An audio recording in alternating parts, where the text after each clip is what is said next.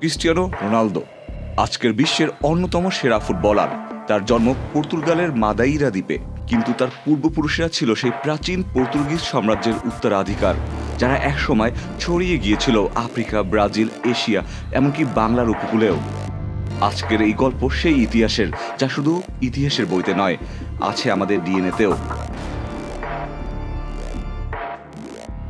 বর্তমানে অনেক বাঙালি যখন অ্যানসেস্টরি ডিএনএ টেস্ট করেছেন, তারা এক অদ্ভুত ফল পাচ্ছেন।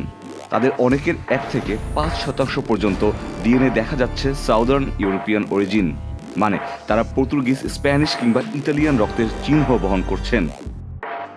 বিশেষ করে বাঙালি খ্রিস্টানদের মধ্যে এর প্রভাব সবচেয়ে বেশি দেখা যাচ্ছে। কিন্তু কিভাবে? এই প্রশ্নের উত্তর লুকিয়ে আছে 500 বছর আগের ইতিহাসে। 1517 সাল পর্তুগিজরা আসে বঙ্গোপসাগরের উপকূলে, প্রথমে ব্যবসায়ী হিসেবে, কিন্তু কিছুদিন পরেই পরিণত হয় জলদস্যুতে। বান্ডেল থাকলে প্রতি সেনমানিতে টাকা বাঁচবে। বিকাশ সেনমানি বান্ডেল কিনে জিতুন প্রতি লেনদেনে। তাদের আক্রমণের লক্ষ্য ছিল চট্টগ্রাম, বরিশাল ও খুলনার উপকূলীয় গ্রাম, সন্দ্বীপ, মহেশখালী, সাতক্ষীরা, সোনারগাঁ, এমনকি নদীপথ ধরে ঢাকার কাছাকাছিও।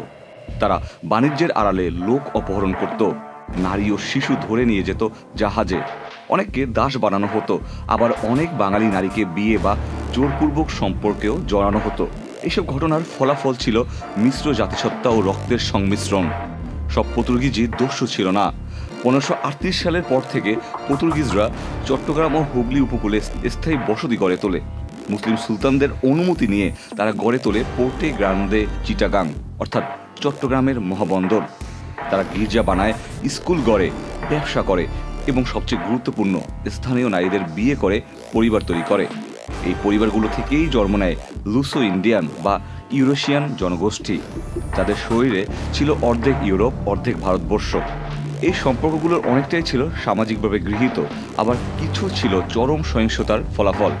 আজকের দিনে সেই সব পরিবারগুলোর বংশধররা হয়তো মুসলিম, হিন্দু বা খ্রিস্টান। তাদের ভাষা বাংলা, খাদ্যাভ্যাস বাঙালি, কিন্তু ডিএনএ টেস্টে দেখা যায় একটা ছোট অংশ এখনও বহন করছে পর্তুগিজ পূর্বপুরুষের জিন। আজও চট্টগ্রামে, খুলনায় বা কলকাতায় দেখা যায় এসব বাঙালি খ্রিস্টান পরিবার, ডিসুজা, রোজারিও, গোমেস, দা কস্তা, যাদের মধ্যে অনেকে জানেনই না তাদের পূর্বপুরুষ একজন পর্তুগিজ নাবিক ছিলেন।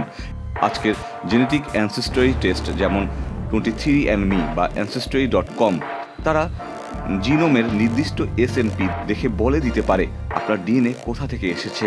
আপনি যদি বাঙালি হয়ে থাকেন, তারপর হয়তো আপনার ডিএনএ রিপোর্ট বলবে 2% আইবেরিয়ান, মানে পর্তুগাল বা স্পেন থেকে আগত পূর্বপুরুষ। এটা কোনো দুর্ঘটনা নয়, এটাই আমাদের ইতিহাস। Ikhtiyar Ferdous, channel I.